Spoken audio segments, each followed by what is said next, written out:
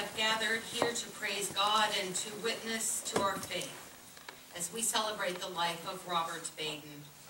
We come together in grief, acknowledging our human loss.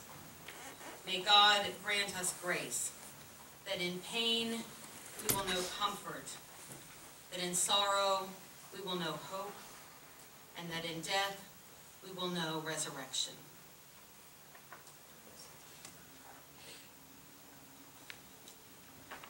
Before I invite James Moore here to help move us through the rest of this celebration of Bob Baden's life and work, I want to share a message from Rob Baden, Bob's son, who is unable to be here today and is also, many of us will remember, as a 2003 alumnus of Wesleyan. He wrote yesterday, "As you know, Dad was never much in the way of services, but I think having one in Lore, of all places, is very fitting for him.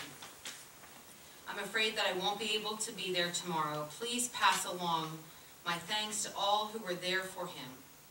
I know Wesleyan was the place for him because he was still able to do the two things he loves most, teaching and music." James?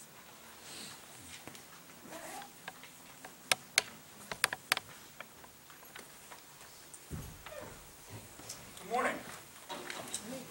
Good morning. Good morning. Thank you very much. So it's up to me to get us moving forward here.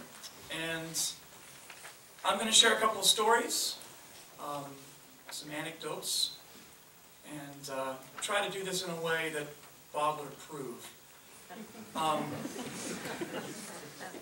That's a tall order, for many reasons. I do want to share with you all that he did get me one last time. When I was on my way in this morning, just a couple of moments ago, I got stuck behind the high school marching band in the Veterans Day Parade. That's Bob. I'm sure of that. When I arrived at Wesleyan in 2006, Bob was one of the first people that I met. And classes hadn't started yet. And Melody Meadows, I was in her office asking her one of about 1 million questions that I asked her during that first day, and continue to ask her lots of questions. And she said, "Oh, the percussion ensemble instructor is going to come over, and you should really meet him."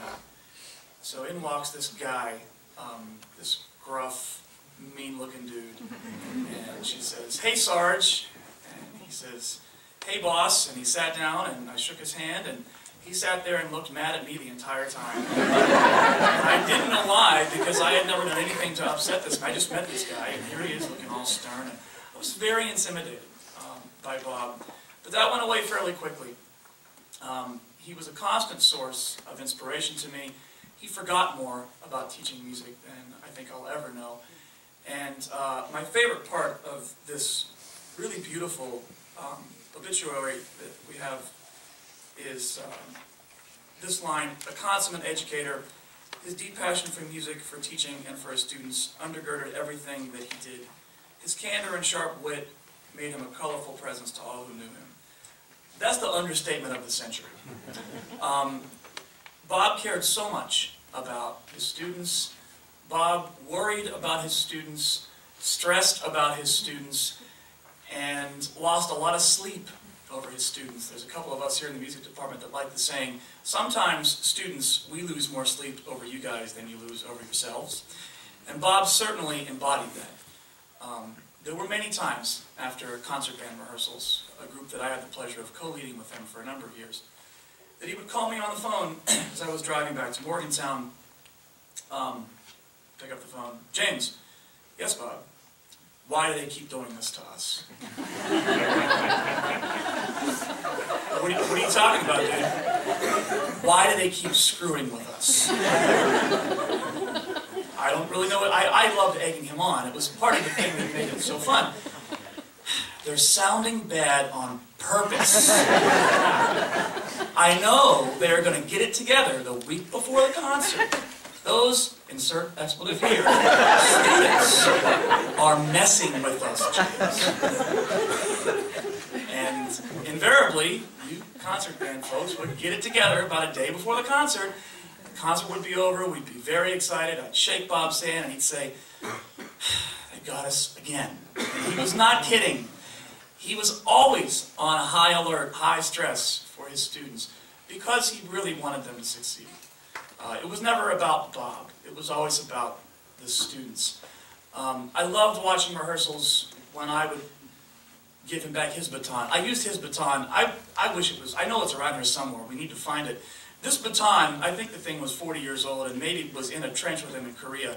This thing was a mess. And part of the reason it was a mess is because he would bang it on the music stand in rehearsals to keep time. Chips of this thing flying off in the air. It's an awful baton. Larry, you've seen it. The balance is non-existent. It falls right off your finger. It's awful. And I love that baton.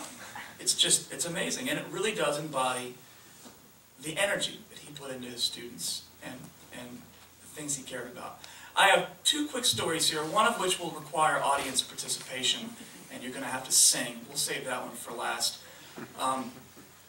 Let's see, I have so many stories that I could share, and most of them are by proxy. I wasn't there for all the cool things that happened in Bob's life, but I think he would approve of a couple of these stories. So, another part of the obituary, he graduated from Florida State University. He pursued additional studies at Florida State University and a whole list of other schools. So, what a lot of people don't know is that Bob started a master's degree in music at Florida State not too long after he finished his undergraduate degree. Excuse me. And for many of you that have gone to graduate school, you may know that there's a class that many of us have to take. It's got different names. When I took it at Pitt, it was called Principles of Research and Bibliography. Other places it's called other things. And at Florida State in 1899, when Bob was in graduate school, he would approve, by the way, of me making that joke. That class was called Library Sciences. And Bob told me he hated that class very much.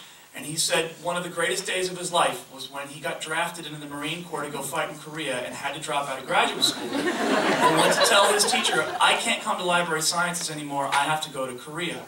And he was actually, according to him, quite happy about that. The second story that I'm going to tell is going to require Dr. Hughes to assist us here. When Bob was in the United States Air Force Band, I believe the commander of all the Air Force bands was a gentleman named Colonel Howard. I could be getting these names wrong. It doesn't really matter. It's still a great story.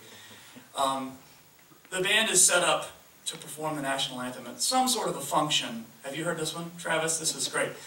They're set up to perform at some sort of a function. The United States Air Force Band, like the best of the best, you know, Wild Blue Yonder, amazing musicians, right? For those of you that might not be aware, the National Anthem is actually a waltz. It's actually in 3/4. So Colonel Howard hops off of a helicopter, according to Bob, and depending on when he would tell the story, sometimes Colonel Howard was wearing a cape.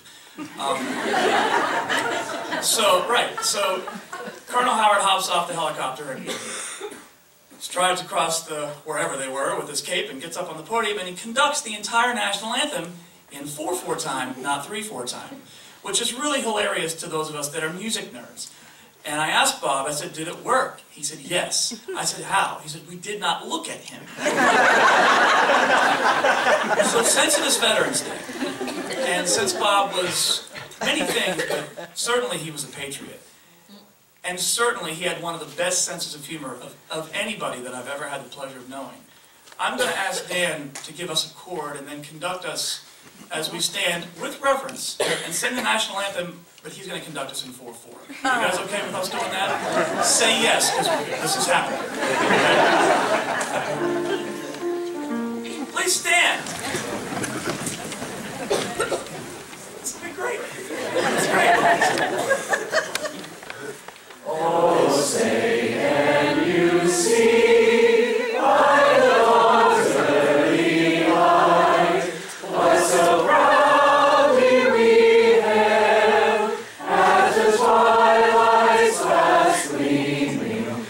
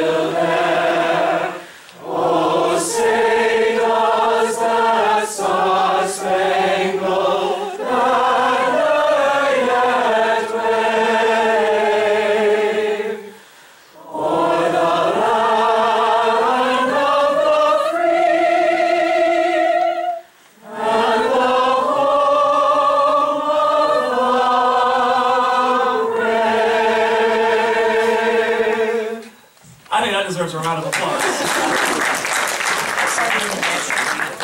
Well, thank you for letting me share a few things. Like I said, Bob's sense of humor was infectious, and I know he would approve of us having a chuckle at this time. I have a list of maybe some folks that would like to speak.